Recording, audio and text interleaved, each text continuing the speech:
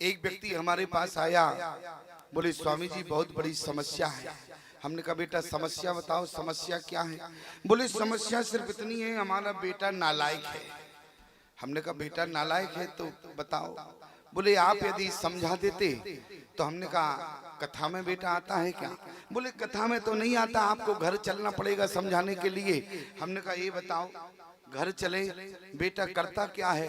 बोले कुछ नहीं करता है, दिन भर पड़ा रहता है, दो चार गालियां और दिन भर देता है हमको।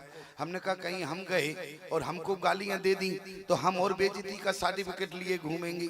एक काम करो बेटे को यहाँ लाना। बोले बेटा यहाँ आना नहीं चाहता। हमने कहा बेटा आना नहीं चाहता तो फिर क्या हो सकता है, तो कैसे समझाएंगे बेटे को?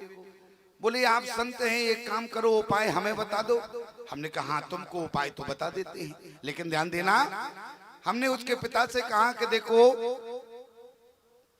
कथा के लिए 2 दिन शेष और है, तो बोले उपाय तो बताओ।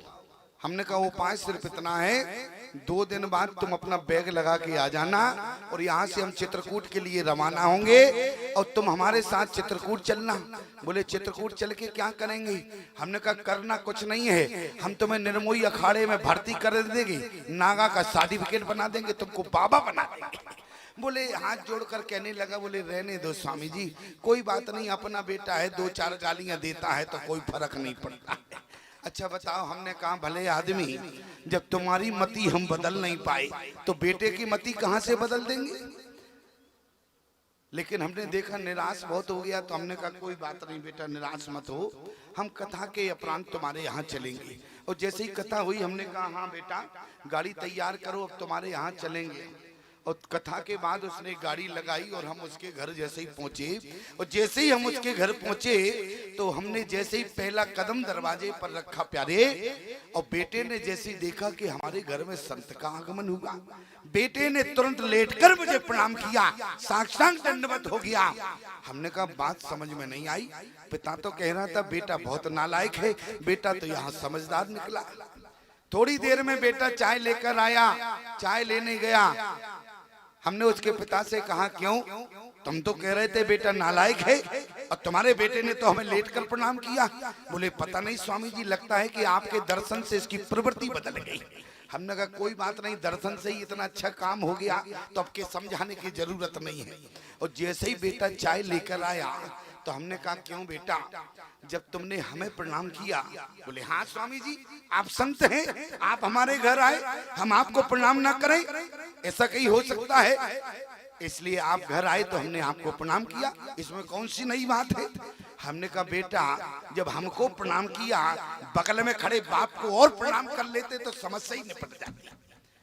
बोले छोड़ो बाप की बात, किस बाप की बात कर रहे हो? हमने कहा ये तुम्हारा बाप है जो 5 फुट का बैठा है, ये बाप है तुम्हारा। अरे बोले स्वामी जी काय का बाप है? हमने कहा बाप माने बाप होता है, ये बाप को बाप मानने को तैयार नहीं है। हमने कहा बेटा ये तुम्हारा बाप है। बोले स्वामी जी ये बाप नहीं है। हमने कहा बेटा बाप है। बोले देखो स्वामी जी, हमने कहा बताओ। बोले जब तक हमारे जीवन में बेटा नहीं हुआ था। बोले क्यों? बोले अब हमारे बेटा हो गया।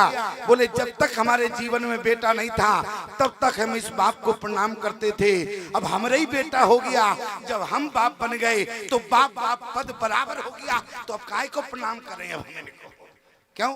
अब तो ये बाप है और हम बाप हैं। क्यों भाई, पद बराबर हो गया कि नहीं? हम समझ गए ये इनके जीवन का बेटा नहीं, ये तो चपेटा है। बेटा होता तो कहीं ऐसी बात करता। आज हनुमान जी महाराज मर्यादित बेटा है, और याद रखना प्यारे, मर्यादित बेटों की बात करे और जब बेटों की बात आती है तो लोग ये भी चाहते हैं, बोले स्वामी जी बेटा हो तो श्रवण कुमार जैसा हो। क्यों? अच्छा सबकी कामना होती है कि नहीं बेटा श्रवण कुमार जैसा पैदा हो। एक जगह बड़ी गंभीर समस्या थी, गांव वालों ने कहा हमारे गांव में कोई श्रवण कुमार जैसा बेटा नहीं है। हमने कहा बड़ी समस्या है। हमने कहा नौजवानों से क्यों बेटा तुम लोग श्रवण कुमार जैसे नहीं हो? अरे बोले क्या करें स्वामी जी, हम तो श्रवण कुमार बनना चाहते हैं। हमने कहा बनना चाहते हो? अरे बन जाना चाहिए था। बोले बन तो जाते, लेकिन क्या करें? हमने कहा बन जाते, फिर बने क्यों नहीं? बोले हम तो श्रवण कुमार तब बने जब हमारे माता पिता अंधे तो हो गए। बताओ अब जी समस्या है समाज में कि नहीं है?